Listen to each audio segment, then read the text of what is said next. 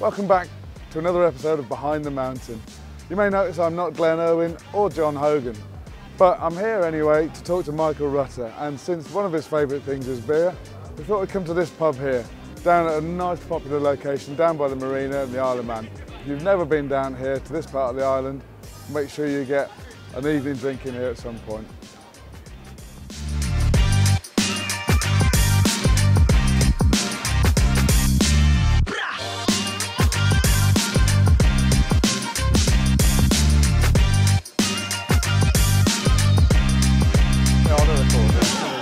What else did you want?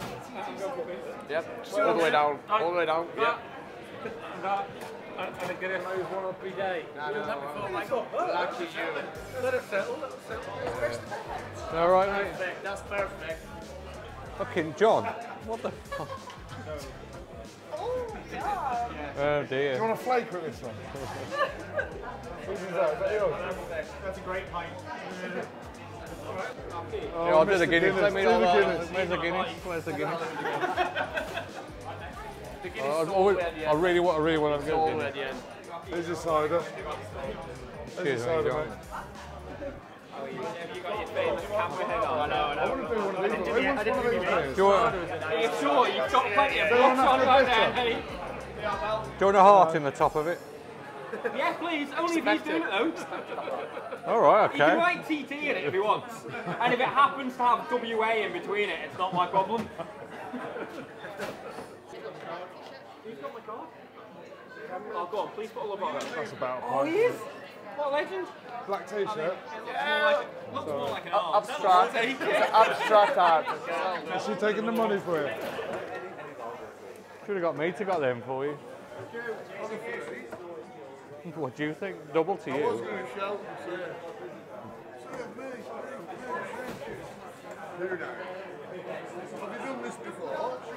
No, not really, but.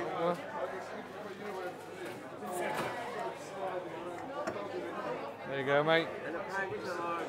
And a pint of lager. Quite enjoyed it, actually. Yeah, stay. We appreciate the help, actually.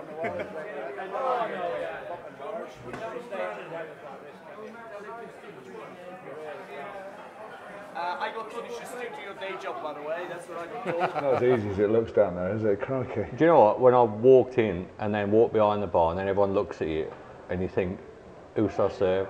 And then I looked at the most attractive one and said, oh no, come, you can have a drink. I saw you putting extras in her. I did, I tried to give extra, yeah. Is this for you? Yeah, A little bit nice extra. that was, yeah. Yeah, no, I don't know. I was a bit nerve-wracking when you walk around there and everyone's just looking at you, aren't they? Yeah. But anyway, listen, we're here to talk about your, the TT, it's TT23. We're on a rest day today, we're halfway through the schedule, you've got 3 to go. It's been quite a reflective one as well, I think. You know, we'll talk a bit about this year's TT, but the last couple of races we did were significant because of your dad, weren't they? Yeah, like you said, we've had a really intense, well, since I got here a week before TT started, so we haven't really stopped, and you live up that paddock and you don't realise There's people. there's something else out there on the paddock. So, but yeah, it's a special week for me. Obviously, doing 83 TT starts. I've been coming to the Isle of Man since I've been 1 year old. Yeah. I haven't missed a great deal, and even when I wasn't racing here, I used to love coming here with my dad. And to match him, and then we've done more than my dad's 83 starts. Bit emotional thing because he'd have loved to have seen that, and I've been lucky enough to win 7. My dad's won 7. It's very mirrored. Obviously, it was a lot. I think a different era with when he raced against Agostini here and finished on the podium too. So yeah, it's Isle of Man TT's special event for me. Yeah, I mean it's interesting, isn't it? That whole there's so much history here, isn't there? And we're at the TT. We're watching Michael Dunlop's doing records after records now, and he's on. He's obviously surpassed John McGuinness now and slotted into the second most successful TT racer. On a rubbish helmet though. Yeah, He'd have gone quicker on a. it would have gone quicker on a Shoei.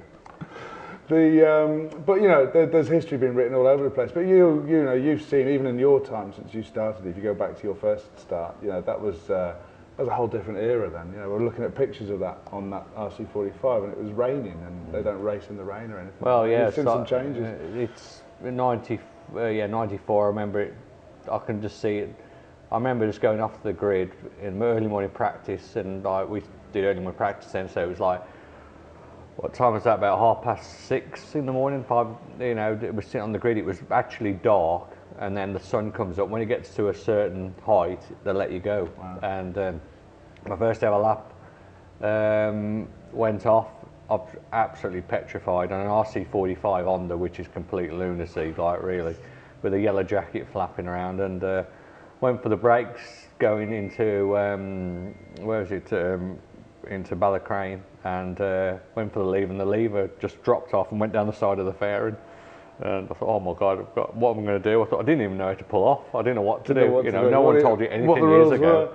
I just thought I'll carry on with the rear brake. So I finished my lap, and Roger Marshall came in to me and just said, what the hell have you been doing? You've been gone for about like a day, I think. Yeah. And coming down the mountain, I had no brakes at all because it boiled. It had a little caliper on the RC45, and it boiled that. So on the back. Yeah, and got back, and then he, was like all laughing about it, So that was my first ever lap of the TT, and then the race, it was a weird race. It got cancelled in the end, but we started off and they said rain, and obviously nowadays if there's any rain at all or low mist or anything, it's cancelled and delayed.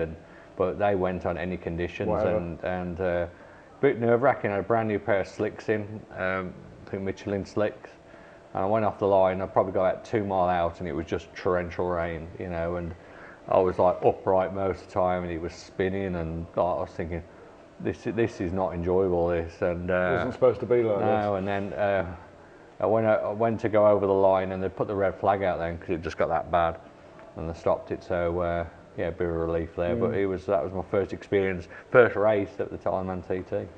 And you brought the RCV, the Honda RCV, over this year with the team. Not the first time you've ridden it here, but coming right up to another Honda V4. You decided to bring that back. I mean, that bike's 8 years old now, but it's something special, isn't it? To be able to bring it back and still, well, in the Superbike race, you finished in the top 10. So, is that basically kind of one of the nicest bikes you've ridden around here, or how does it compare? I mean, you've ridden all sorts of electric bikes, Super Twins, 600s, Superbikes, factory Superbikes. You came here in 09 and did it out the back of a van, didn't you? Yeah. Which is when Batham's came in, wasn't it, that year? Yes, so basically, with the RC45, I had a factory RC45 come HRC bike, and that was a thing of beauty.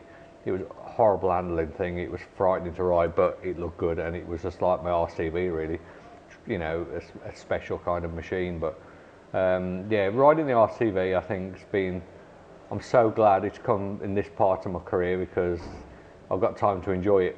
I'm going to go out there, I'm going to win. So lucky to have Batham's as a sponsor and Batham Racing, what we do it through, and I only can sack myself, so it doesn't matter really. I can, if I want to wobble around in 20th, I can do that. If I want to wobble around in the, in 30th, so I can go out there and enjoy it, and I have done. I've gone as quick as I felt. I'm a bit slow off the mark. It takes me a long time to get going. I think that's just a confidence thing, because I'm not doing a lot of racing, and hopefully, we've got 3 races now quite close to each other. So hopefully by the senior, I should be up to speed with my riding. On that point though, you've been doing the BMW Cup a bit this year, haven't you? How's that? I mean, you seem to have enjoyed that, but has that, do you think, helped in any way prepare for the Yeah, massively. I needed to get out on a bike, and that 900 BMW is fantastic. It's got me back racing again and trying to overtake people and get you back into it. But it's such a difference, I remember jumping off that, and then a week later, I'm sitting on my RCV doing over 200 miles an hour at the Northwest 200. So massive shock, massive difference. You can't compare them in any way at all. But it helps with that. It helps with them. Just you've been out there. I was quite competitive as well. Got a podium or 2, and I've enjoyed that as well. It's brilliant to go racing when you don't get a bollocking for finishing last. Yeah. People love the team's bikes. in the paddock, there's always people taking pictures of the truck and obviously the bikes, even the bikes that aren't the RCVs, but the whole black and gold and red thing is really cool, and I think people know all about Bathams. But you know, how did the Bathams thing come about? Luckily, I was in my local pub, and I've always I'm shocked. with my dad and all his friends. I can remember sitting in there now in Wordsley, and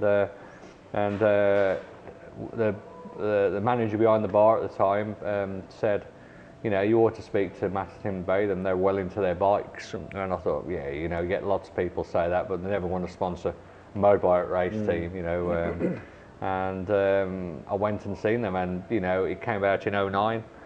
Really, I had a bit of a struggle with riding a Yamaha, and I just thought, I'm not riding that Yamaha around the TT, so I sacked everything off. I thought that my TT was over, and I went to see Matt and Tim Batham, and they said, right, yeah, we'll help you, and they came on board. And then the colour scheme is just even better. Like, it was. Was that deliberate? How did that come about?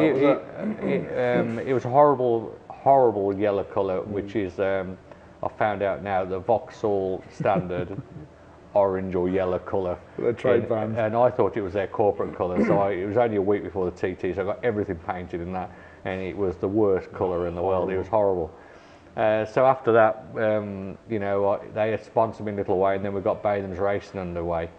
And I thought, what can we do? And when I was growing up and always a kid, I used to see my dad racing against like JPS Nortons, and then I just always wanted to be on one of those JPS Nortons. I never did, but I thought, right, that kind of colour scheme would be fantastic. And then Matt or Tim Batham, one of them, I was looking there, I went for their Christmas special drink, their Triple X, and it had black, gold, and a bit of red going through it, and I thought, wow, what colour scheme. So I've got the actual beer pull on at home now, on my beer pull bar, the one where I copied the colour scheme off, and it sits there now, and I just thought, this looks cool. So it's stuck, isn't it? It started from there, and it just... You ever thought about moving away from that colour scheme? No chance, no way, no, that's it. it, yeah.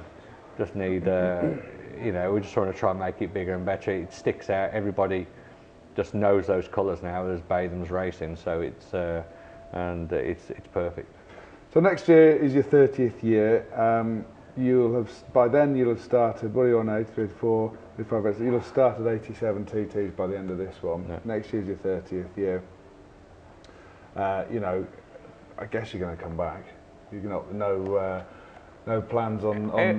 Everybody asks that question. What should I, you know, when's the time to give up? You know, that's me and John McGuinness, and the same kind of questions. And I think you'll give up when you want to give up. At the moment, I'm enjoying it. So if they said, right, we come back next year, I'll go yes. But you know, it changes every day, and you can have ups and downs in this sport, which is, you know, and you've got to deal with lots of the highs and the lows. And you know, at the moment, I'm happy to come back, and if I feel like this next year and we're just sorting all the rest of the team out, I'll come back. I think we'll be definitely back with the team anyway, and you know, if I want to ride, I'll ride. If I don't, I don't. And because you've expanded the team this year, with a new rider. Yeah, we've got Craig Neve on board, and yeah, hopefully we can, you know, grow the team, and yeah, see what we can do. Well, listen, good to catch up, and you know, best of luck with the rest of the TT fortnight.